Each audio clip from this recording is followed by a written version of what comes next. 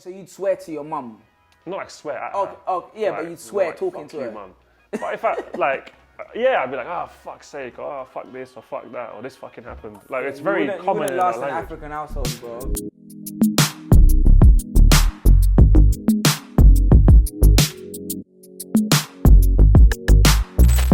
Trying to find a way to make sense of existing.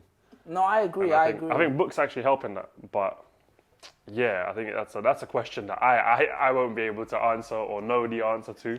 I think there you have to follow your gut feeling. Well, you have to ask Pastor Toby. Or you ask Pastor Toby. I think. He will.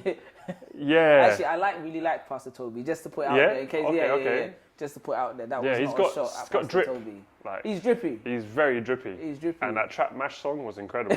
That's what I'm saying. I can appreciate, I think, different angles.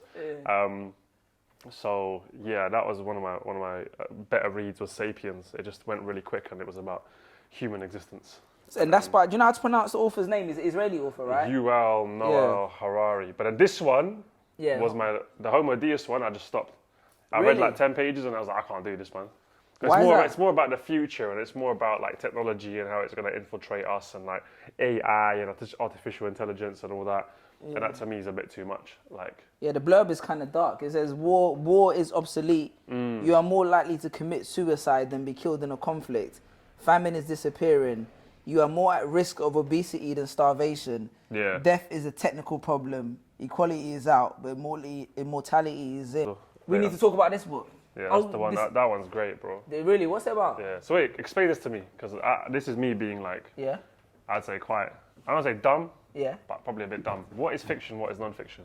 Okay, so basically, which one is the one that's like reality? You know, which one's the real world and which one's made up? Okay, so non-fiction is when it's written factually. So basically, a book like *Sapiens* is a non-fiction book. Or is it told in a story? It could be like a narrative non-fiction. Okay. And then a book is fiction is like Harry Potter. Do you get what I'm saying? Where it's like... Okay, I get it. So fiction is like imaginary world. Yes, exactly. What makes life worth living in the face of death? This one made me cry, man. Serious? Yeah, this was emotional. What do you do when life is catastrophically interrupted? What does it mean to have a child as your own life fades away? Ooh. What makes life worth living in the face of death? At the age of 36, on the verge of completing a decade's training as a neurosurgeon, Paul Calthini was diagnosed with an inoperable lung cancer. One day he's a doctor treating the dying. The next day he's a patient struggling to live. Ooh. Dark. Serious. Yeah. But I've even got like chills just... And he writes it from his perspective. He writes it? So he's a brain surgeon who's like that, he's been saving people all his life, and then he gets a lung cancer and ends up dying. So you almost spoiler alert. What made you pick it up? I don't know, man. It was one of those ones. I think I was at the airport or something, and 2 for 3 offers. Yeah, them W.H. Smith ones. I like deep books as well. I like books that I think contemplate life and existence, purpose, and I think we can all connect to that. I really enjoyed actually English at school. Did you? Yeah. Did you ever write any stories yourself? Kensuke's Kingdom. I remember that book. What was that? Yeah, I don't even know, but I remember the name. I think it's a similar type. Yeah, definitely read this. Yeah. I've never heard of this. Where did you go to school? A guy, Capital City Academy in Willesden. Desert island with no food. Yeah. Well, a kid gets like washed up on an island with his dog. Yeah. It's cool.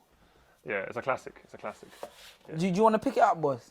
I feel like I want to gift this to you. What, Kensuke's Kingdom? Yeah, gift it. Yeah. I feel like, the whole point of this, for you coming, I appreciate your time. I want to gift you something as well. The way you reacted to that book, I feel like it holds... Kensuke's Kingdom. The way you reacted to it is like... This one's a vibe. I never got into Harry Potter, man. Did you ever try? The movies were so good. Why am I reading that?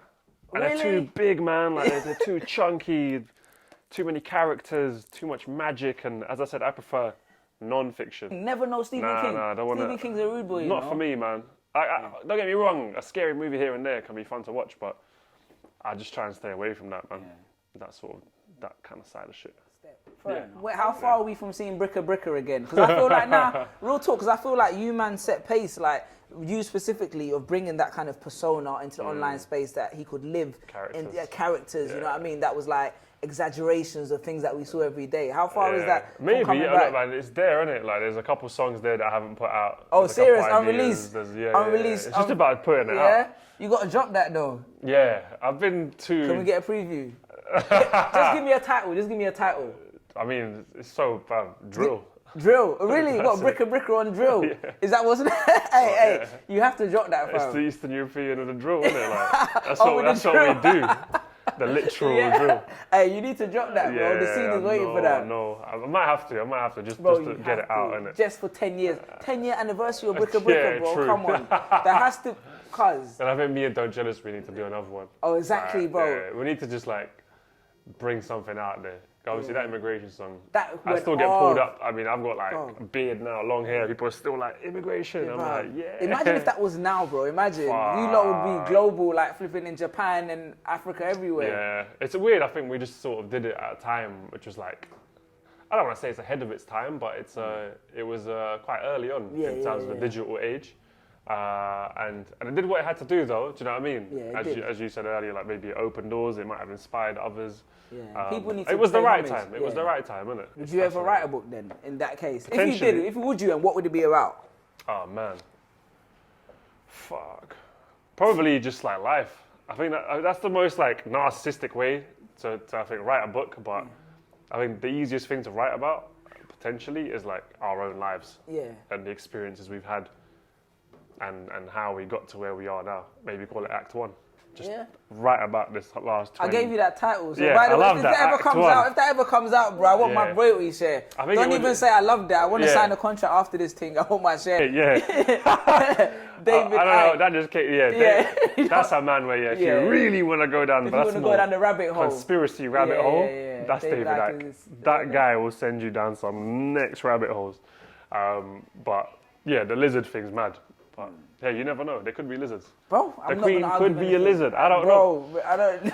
I haven't met her, innit? Elizabeth, innit? If you say Lizzie, I don't know. But sorry, Eckhart Tolle's Power of Now. Yeah. That's a good book. It's like being in a present moment, you know, not looking too much into the future or being depressed about the past or whatever. I mean, those are books that are good at. And a lot of people like Mark Manson as well, innit? The subtle art of not giving a fuck. Yeah. That book is one of my favourites. Serious. Because it's so... I think and like swearing, I think swearing is underrated.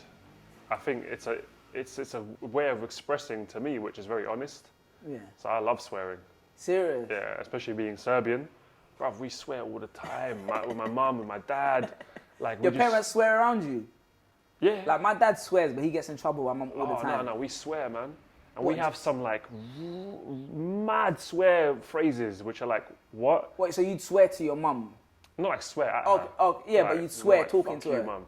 But if I, like, I'd be like, oh, fuck's sake, oh, fuck this, or fuck that, or this fucking happened. Like, it's very common in our language. You wouldn't last in an African household, bro. Yeah. It's part of the culture. So I think that book, The Art of Not Giving a Fuck, is great, because it's like, there's so much swearing in it. And I think it's like all these other spiritual books, like, you know, but he just does it in like... I don't give a shit, yeah. I don't give a shit way, fuck this, fuck that, do you. The message is just do you. Yeah. So I like him. That book was great. I finished that book so quick because it was like entertaining as well and quite comedic. Yeah. But I think it's something about, like, even just about swearing, it's just like, it's close to home. Yeah.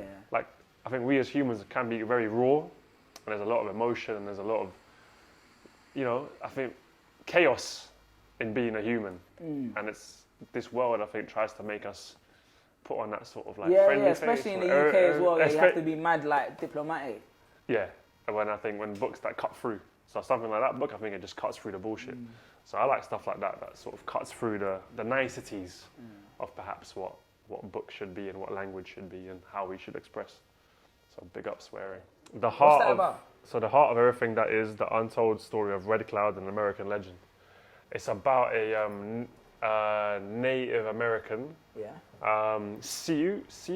I don't know how you say. I know what you're talking about. I don't know how to say it. The tribe, the Sioux tribe, and he was the only tribe leader that actually defeated an American army. Oh. Like when he wrote this story, or someone wrote it. It's like it's a combination of like autobiography from his diary to like family accounts from like having passed on through generations, through like documents that they have about him and newspaper or whatever, and they've made that into a book. And it's epic, man. It really, when you say about the books put you in a different world, that one put me in like early America. Like you got the Native Indians, and you've got like obviously the colonizers that have come in and they're warring.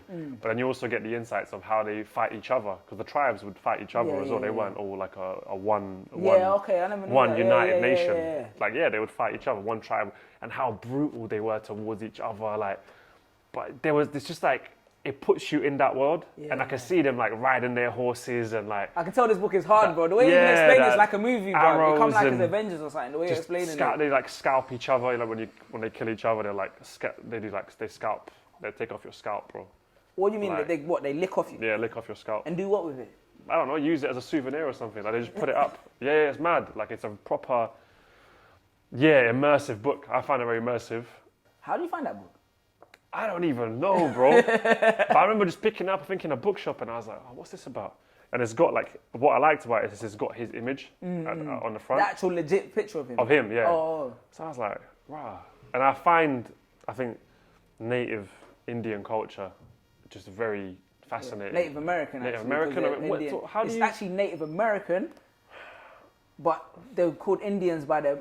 No, it's actually Americans. They're actually Americans. But would they be Americans call them Native? So I don't know. Yeah, they're actually Americans. The actual name is Americans because they're Americans, and Americans call them Native Americans, and then put them in the reservations. Yeah, but if the Americans call them Native Americans, I don't know. Because the Americans stole their country. So imagine it's like me coming to Serbia, taking over your country, and I'll call you a native Serbian, and I'm a real Serbian. I need to look into this. Yeah. What's the appropriate term? If I said the wrong term, my bad. I just don't want you to get cancelled, bro. Yeah.